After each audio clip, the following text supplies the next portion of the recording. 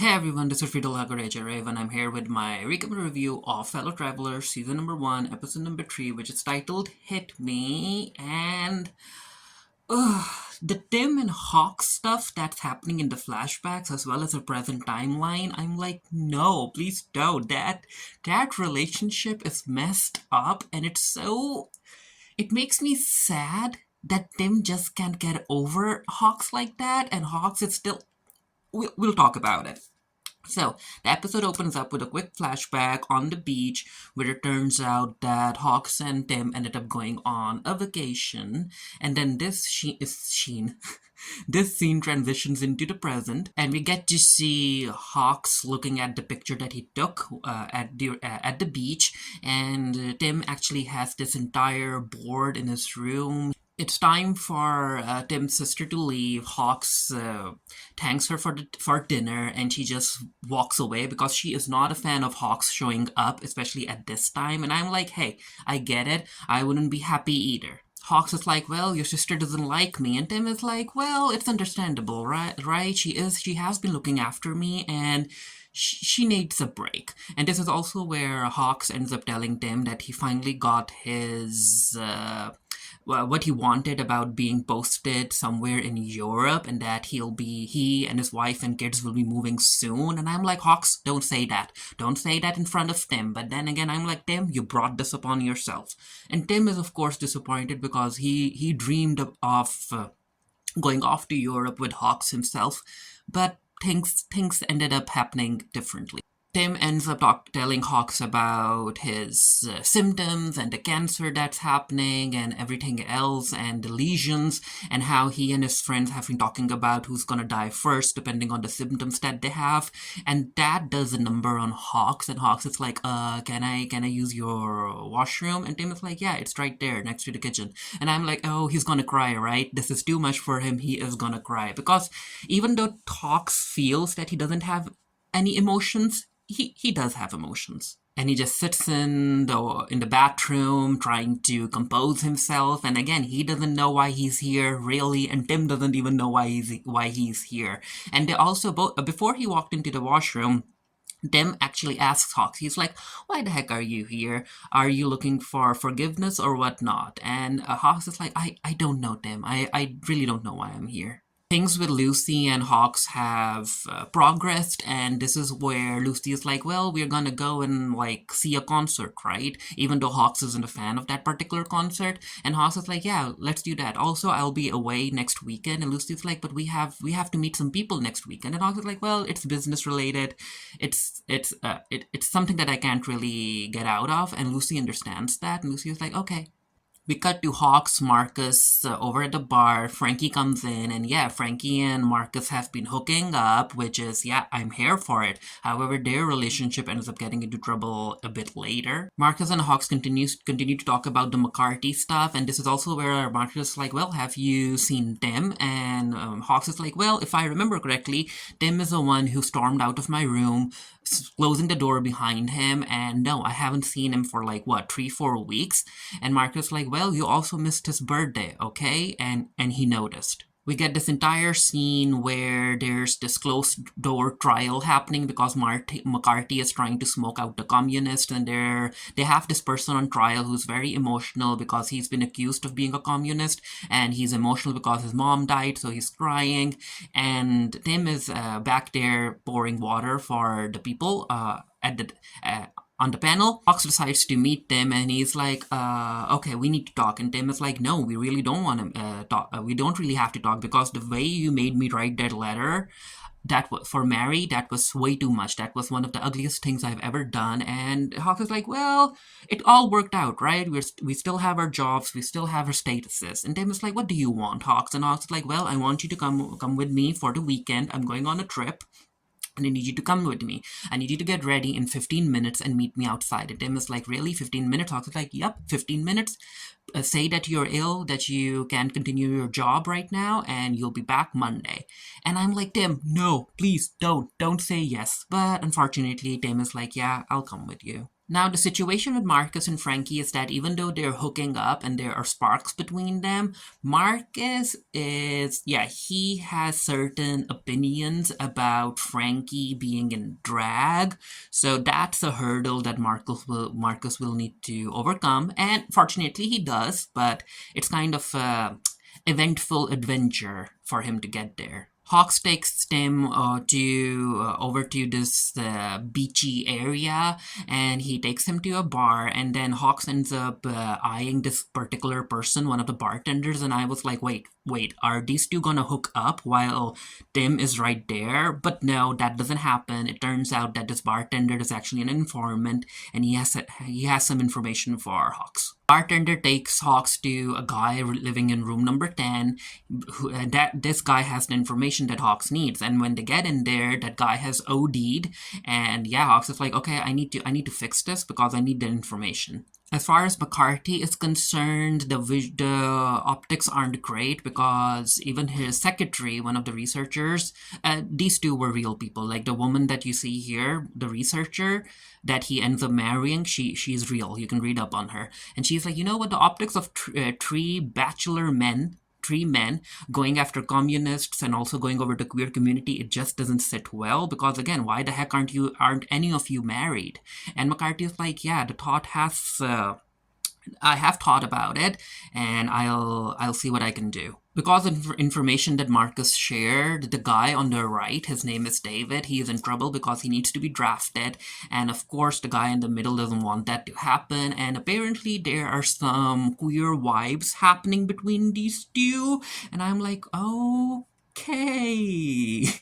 But yeah, David is like, no, I have a date. I'm gonna go meet a woman because that woman that I'm meeting, she'll do anything for me and she's pretty. She's not like you, and I'm going to New York, okay? And he just leaves him. Tim keeps on waiting for Hawks to return to the bar, and he doesn't. And of course, other people end up noticing Tim because, I mean, he is he looks like that. Of course, people are gonna notice. And Tim goes into the bathroom, and this older guy comes in, and he's like, and he wants to make out with Tim, and Tim actually kisses him back a bit, and then he stops, and I'm like, wait, is Tim gonna hook up with this guy? But no, Tim is like, sorry, I can't do that. I'm with someone, and the older guy is like, well, if you're with someone, where is that person? Like, if someone abandons you, they don't deserve you. And Tim is like, yeah, I'll think about it, but I can't do that, so excuse me, and he walks away. Tim goes searching for Hawks and he ends up seeing Hawks in room number 10 and he's like, what the heck is happening? And Hawks notices and Tim storms off. Hawks runs after him. He's like, stop, Tim, stop. And Tim is like, what the heck were you doing in that room with that guy? And Hawks is like, it's not what you think.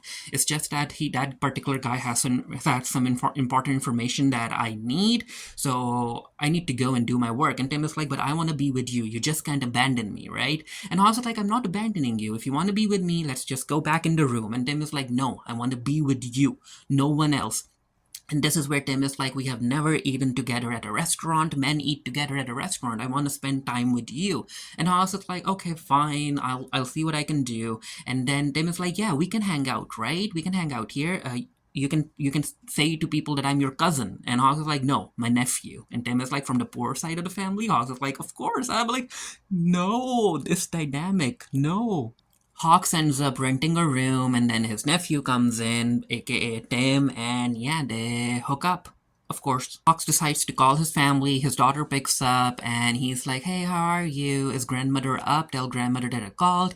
But before he can continue his conversation, he hears Tim yelling from the bathroom, and he's like, Tim, you okay in there? Tim is like, yeah, I'm okay, don't come in. And of course, Hawks is like, no, I have to come in. Especially because Hawks needs to leave in the morning. It turns out that Tim ended up scraping his elbow on the sink, and there's blood everywhere. There's also blood on Hawks' hands. And again, Tim is like, why the heck are you here, Hawks? If you want to seek forgiveness, I'm too angry to be forgiving anyone. And Hawks is again like, I don't know, Tim. I just knew that I wanted to see you, and that's why I'm here.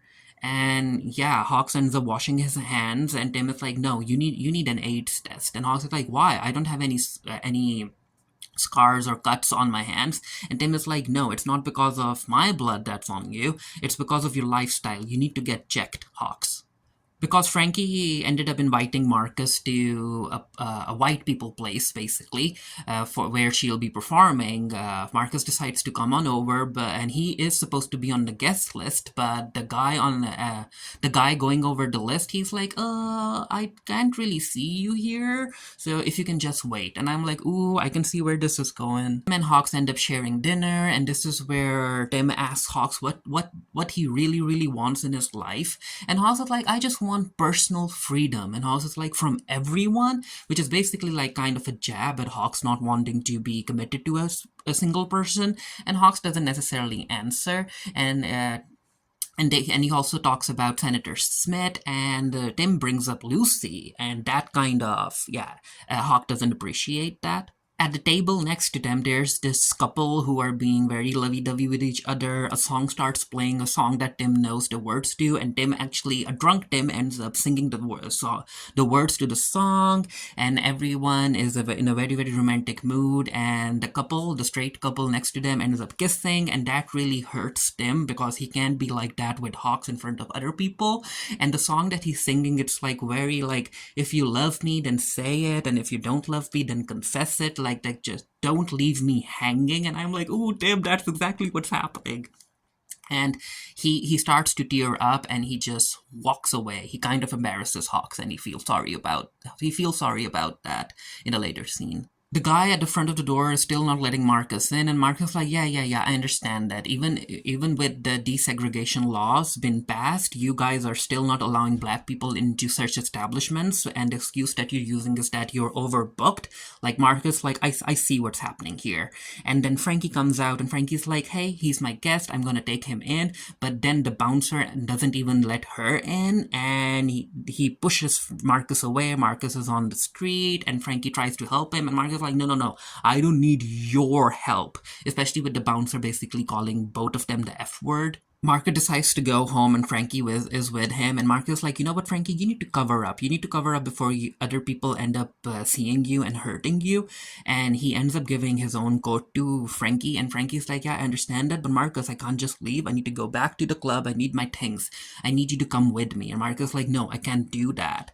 And there's also an interaction between them where Marcus like, why the heck did you do that, Frankie? Why did you stand up for me? Marcus like, Frankie's like, because I wanted to help you, because I wanted to support you. Marcus is like, no, I don't need your help. Again, with the entire thing that even though Marcus likes to hook up with guys, he likes to hook up with more masculine guys, and Frankie is very different from what Marcus is used to, and that's causing tension between them. And Marcus is like, yeah, I get that, but hey, I need you to walk me back to the club so that I am safe. And Marcus doesn't do that, and I'm like, no, Marcus, no, walk her back to the club.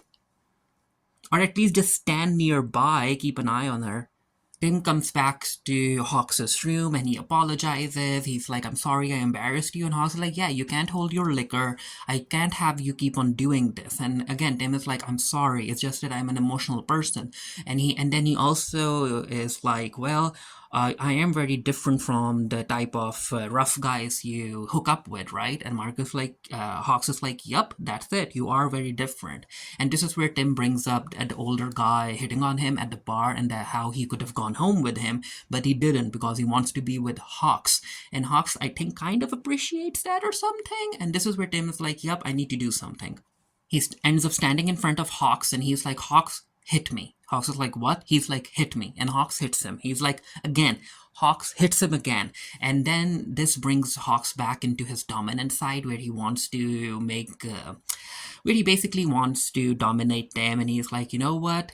Keep looking at me, take off your pants. Tim does that. He's like, take off your clothes. He does that. He's like, take off your underwear. He does that. And he ends up tying Tim's hands with his tie, and he lays him on the bed, and he ends up going into him. And while he's doing that, Hawks is like, who do I belong to?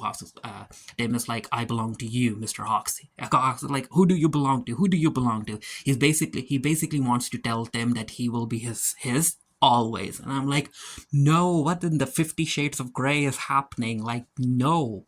And then we cut to him, and he ends up coming up with a plan because he doesn't want David to leave, and that plan involves the army. After everything that Marcus has gone through, because he's a writer, he wants to write it all out, and that's exactly what he does. After they've hooked up with each other, Tim asks about the scar on Hawk's back, and Hawks tells him about how he got it when he was in the army, and how it was scary, and yada yada yada.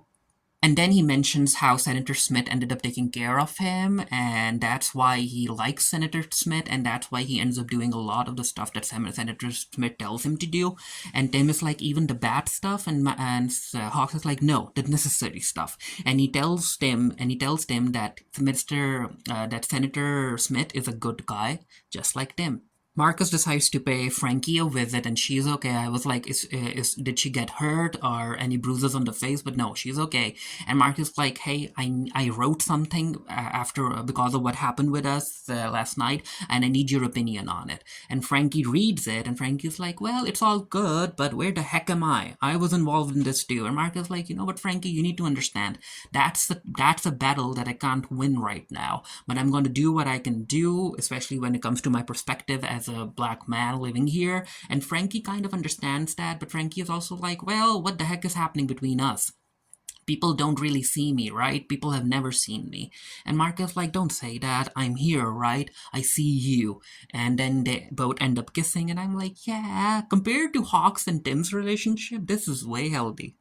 So the plan to keep David from being enlisted is that they're gonna spread a humor that that there are communists inside the army, and that the army has to be investigated because the army is corrupt. And I'm like, okay, you get to keep your so-called boyfriend around.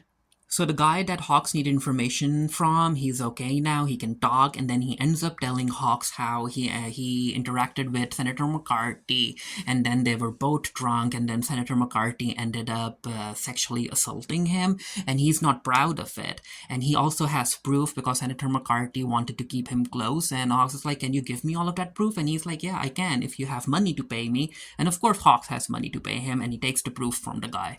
And if you look at history, that's actually something that happened. Like the rumors about Senator McCarthy being queer, they were real rumors, and even the FBI ended up investigating. And we cut to Tim and Hawks at the beach, the same beach we saw during the flashback at the beginning of the episode. And Tim is like, I just don't like lying. And Hawks is like, you know what, Tim? Everyone lies about something. It's just that when it comes to the both of us, we lie about the men that we sleep with. And Tim is like, no, you have it all wrong. We don't lie about who we sleep with. We lie about who we love. Tim takes Hawks to the clinic to get an AIDS test, an HIV test, and this is where Tim is like, yeah, a lot of people know me here because I used to work here before.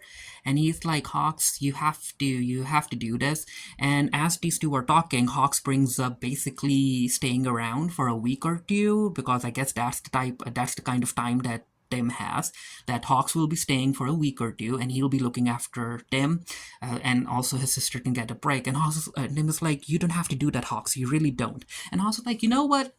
You're kind of right. I'm even unsure about whether or not I need to do this. And maybe I want to do this because so I can fuck things between us again. And I'm like, no, please don't. This is not romantic. This is bad. But yeah, Hawks is like, think about it. And the nurse calls him in, and Hawks walks towards the nurse to get his blood tested. And we get to see this very, very serious expression on Tim's face. And I'm like, Tim, you still have time. Say no. Say no. Senator McCarthy ends up doing a press conference where he ends up talking about the army being corrupted, and he also introduces the woman to his left as his fiancée, and that they'll be getting married soon. While that's happening, Hawks is taking pictures of the evidence that guy gave him. And the episode ends with the nurse going over Hawks's sexual history, and she's like, do you have a regular sexual partner? And he's like, yep, I do. She's my wife. And she's like, well, have you had any sexual relationships with another man in the past 6 months? And he's like, yeah, I did, but it's always been protected, and I've always been the active partner. And then she talks about how many sexual partners that he have when it comes to the men, and Hawks is like, well, it's basically not a lot, like 2 3 a year. And the nurse is like, are this the same person? And he's like, well, not if I can help it. And yeah, he is gonna get his blood tested, so let's see what happens. That was episode number 3 of Fellow Traveler season number 1. Let me know what you thought of it. What do you think of Tim's and Hawk's very, very interesting relationship? And until next time, stay happy, stay safe, stay blessed. See you guys later.